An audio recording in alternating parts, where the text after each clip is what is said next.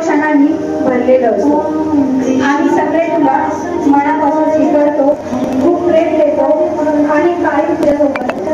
आणि आपल्या आईसाठी प्रिय आई, तू खूप सुंदर, सुरक्षित आणि मजबूत आहे. तुझं शरीर या छोट्या जीवाची खूप प्रेमाने काळजी घेत आहे. तुझं मन शांत, आनंदी आणि सकारात्मक राहा.